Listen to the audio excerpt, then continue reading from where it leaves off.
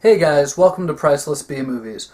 Well, you knew this was coming. B-Movie YouTube review site, the ultimate B-Movie queen in a not quite so ultimate movie. Elvira, Mistress of the Dark. Obviously, this film stars Cassandra Peterson as Elvira, the girl with the amazingly huge talent.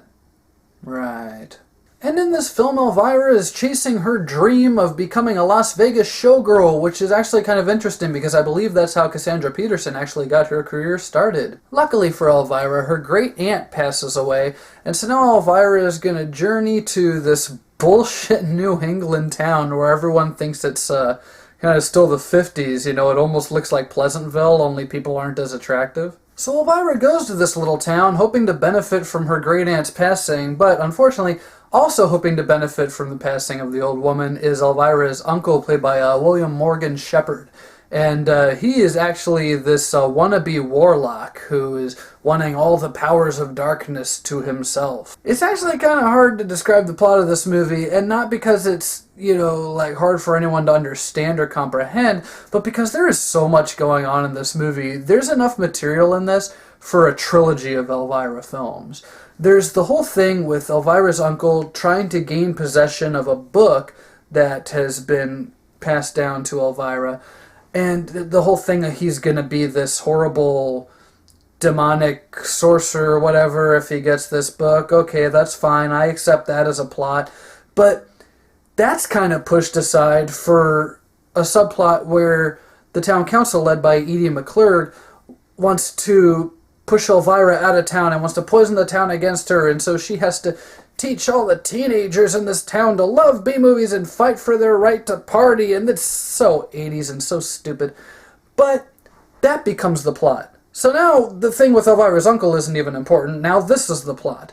And now there's the subplot where she's trying to seduce the local good-looking guy. Well, okay, I'll take that. But then that becomes the plot of the movie.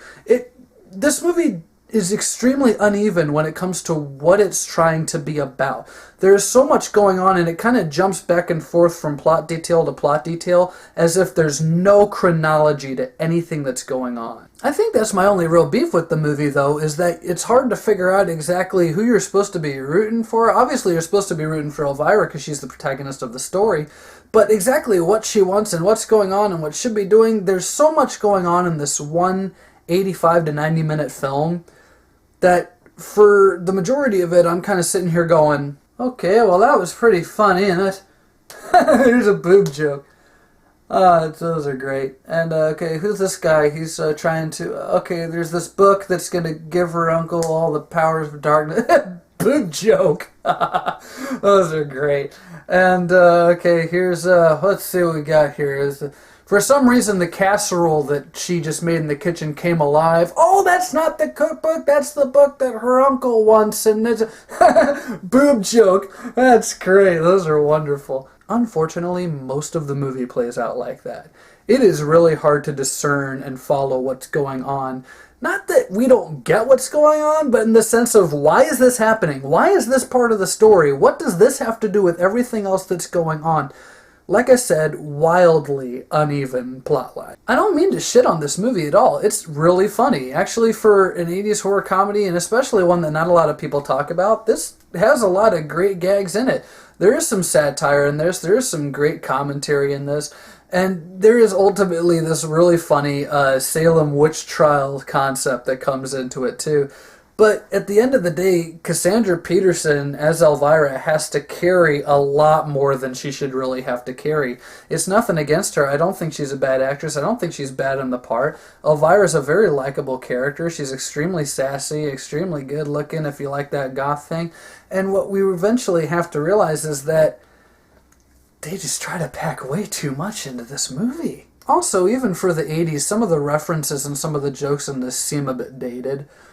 They tried to do a Flashdance joke about 5 years after Flashdance came out, so I mean this movie had to have been the 18th movie to do that gag. I mean, a lot of the jokes in this do seem kind of lazy, but the one-liners are great, the sass is great, the dialogue in this film is frequently funnier than what's actually going on screen. Now, I know I'm being kind of nice here, but I'm going to give Elvira Mistress of the Dark 3 out of 4 stars, mostly because it's way better than the sequel, Elvira's Haunted Hills, but also because, you know, just because a comedy is overstuffed doesn't mean that what's in it and what it's stuffed with isn't funny. This is a funny movie, and that's all it really sets out to be. I really try to follow the belief that if you're making a horror movie and your movie is scary, you've succeeded. If you're making an action movie and the movie is thrilling and keeps me on the edge of my seat, you've succeeded. Likewise, if you make a comedy and I laugh at it, you've succeeded.